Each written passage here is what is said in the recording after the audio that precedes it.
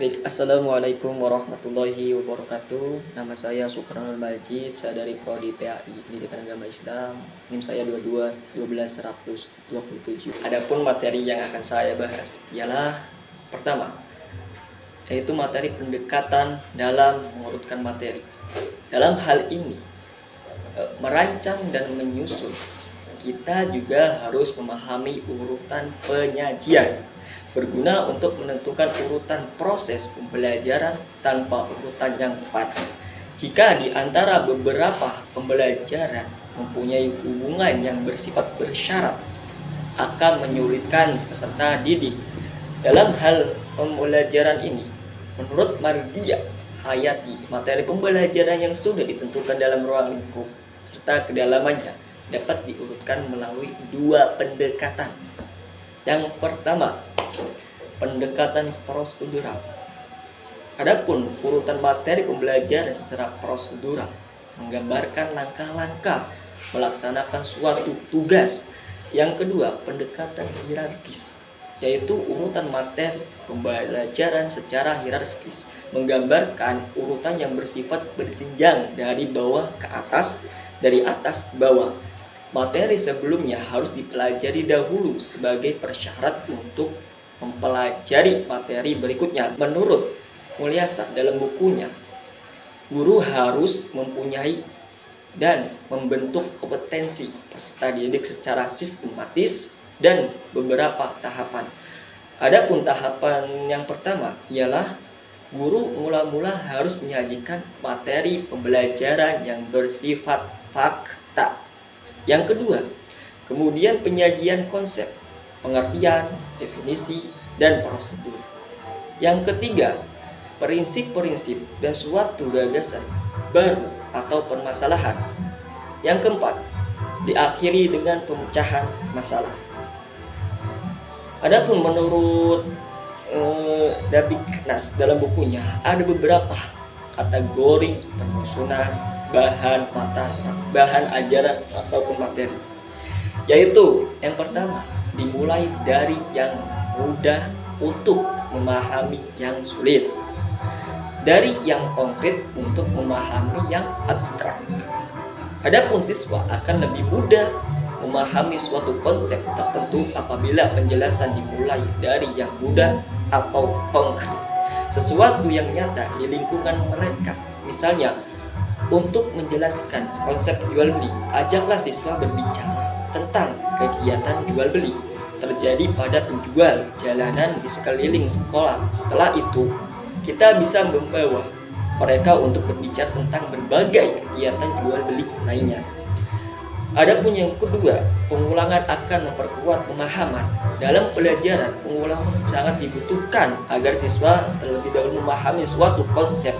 Dalam prinsip ini, kita sering mendengar pepatah yang mengatakan 4 kali 2 pada 2 kali 2, artinya walaupun hasilnya sama, sesuatu informasi yang diulang-ulang akan lebih membekas di ingatan siswa.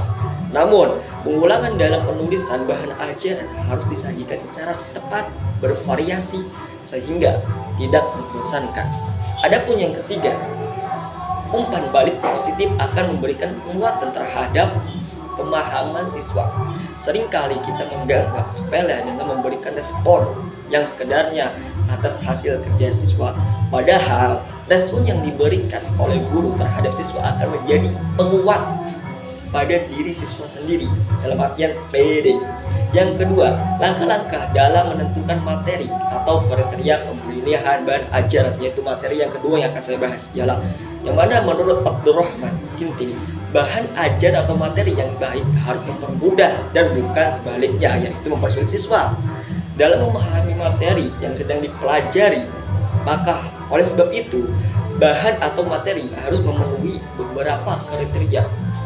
Yang pertama, sesuai dengan topik yang dibahas. Adapun yang kedua, memuat intisari atau informasi pendukung untuk memahami materi yang dibahas. Yang ketiga, disampaikan dalam kemasan atau bahasa yang singkat, padat, sederhana, sistematis, sehingga mudah dipahami oleh siswa tersebut. Yang keempat, jika dilengkapi contoh ilustrasi yang relevan, menarik, dan untuk lebih mempermudah memahami isinya. Adapun yang kelima, sebaiknya diberikan sebelum berlangsungnya kegiatan pembelajaran dan pembelajaran sehingga dapat dipelajari terlebih dahulu oleh siswa. Jadi sebelum pembelajaran dimulai, alangkah baiknya seorang guru memberi tugas terlebih dahulu. Adapun yang keenam, membuat gagasan yang bersifat tantangan dan rasa ingin tahu seorang siswa tersebut. Adapun menurut Mardia dalam bukunya kriteria pemilihan materi pembelajaran ada beberapa. Salah satunya sumber materi pembelajaran, yang mana di sini dibahas sumber bahan ajaran merupakan tempat di mana bahan ajaran diperoleh dalam mencari sebuah bahan atau materi, yang mana siswa dapat dilibatkan untuk mencari materi. Misalnya siswa ditugasi untuk mencari koran, majalah, atau hasil penelitian. Berbagai sumber dapat kita gunakan untuk mendapatkan materi pembelajaran dari setiap standar kompetensi dan kompetensi dasar. Maka oleh sebab itu, seorang siswa harus diberi petugasan di luar kelas. Adapun yang kedua, penentuan urutan materi pembelajaran harus sesuai dengan urutan penyajian, yang mana bahan ajaran sangat penting untuk menentukan urutan pembelajaran atau mengajarkannya. Tanpa urutan yang tepat, jika di antara beberapa materi pembelajaran mempunyai hubungan yang bersifat syarat, akan menyulitkan siswa dalam mempelajarinya. Adapun menurut Harjatto, kriteria pemilihan mencangkup salah satunya yaitu kriteria tujuan pembelajaran, yang mana suatu materi pembelajaran dipilih dengan harapan untuk mencapai kompetensi yang diharapkan. Sebab itu, materi pembelajaran tersebut harus sesuai dengan indikator yang telah ditentukan. Adapun yang kedua, penjabaran materi pembelajaran yang akan dibahas. Oleh karena itu, seorang guru harus mampu menjabarkan materi yang akan disuguhkan kepada peserta didiknya. Karena dengan perluasan atau penjabaran materi yang akan membuat peserta didik mempercepat memahami materi, Oleh sebab itu, jangan sampai terjadi guru hanya mengajarkan apa yang ada pada buku paket atau jurnal atau artikel sekaligus Maka daripada itu, seorang guru harus membaca materi dan melontarkan sebuah materi yang akan diajarkan oleh siswa dengan tepat, lambat, yang mudah dipahami aja. Yang ketiga, relevan dengan kebutuhan peserta didik. Kebutuhan peserta didik yang utama adalah bahwa mereka ingin berkembang berdasarkan potensi yang dimilikinya, karena setiap materi pembelajaran akan disajikan hendaknya relevan dengan usaha untuk mengembangkan pribadi anak secara bulat utuh, yang mana salah satunya yaitu pengetahuan atau sikap dan keterampilan. Adapun selanjutnya yaitu relevan dengan kondisi bermasyarakat, yang mana sekolah salah satu jabatan yang harus dilalui peserta didik agar sampai dan mampu bergabung dengan masyarakat. Peserta didik dipersiapkan untuk menjadi warga masyarakat yang bisa hidup secara mandiri. Dalam hal ini, materi yang dipilih guru mampu untuk memberikan bekal lagi peserta didik tersebut ketika ia sudah berada di tengah-tengah masyarakat. Adapun selanjutnya yaitu materi mengandung segi etik, yang mana barangkali kita semua sepakat bahwa apapun materi yang akan disampaikan peserta didik mengandung nilai moral.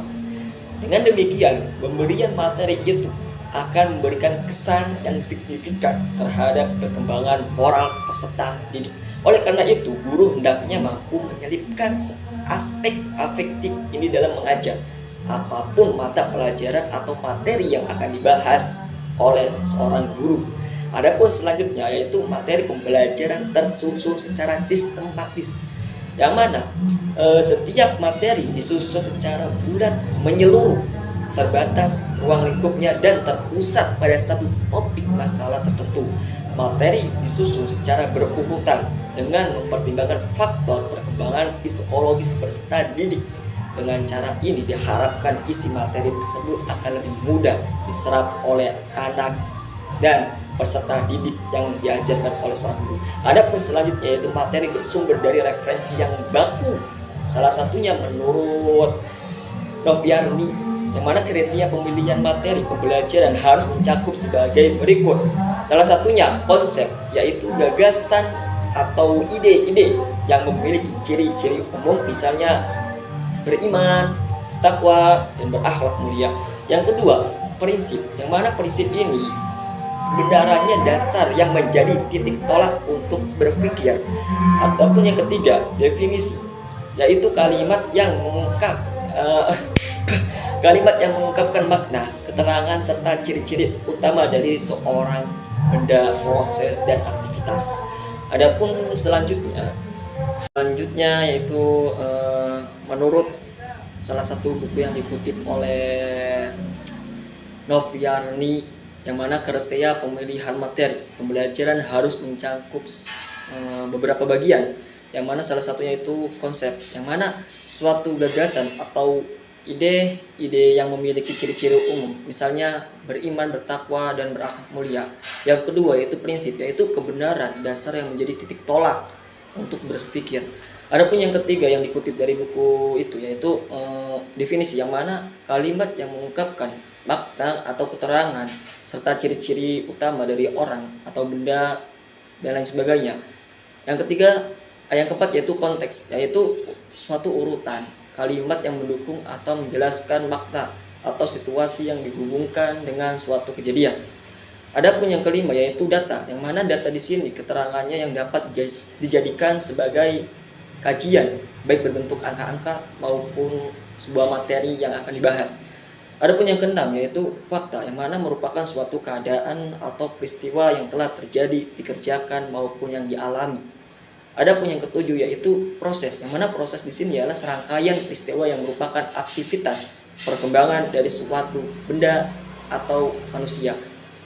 Yang terakhir yaitu nilai merupakan suatu yang diharapkan atau diinginkan dan dicita-citakan oleh suatu masyarakat, dan pengakuan masyarakat secara umum mengenai ukuran, baik dan bentuknya sebuah materi yang akan dibahas dalam ruang lingkup masyarakat. Mungkin cukup sekian yang dapat saya sampaikan, kurang lebihnya mohon maaf. Wabillahi taufiq wal hidayah. Assalamualaikum warahmatullahi wabarakatuh.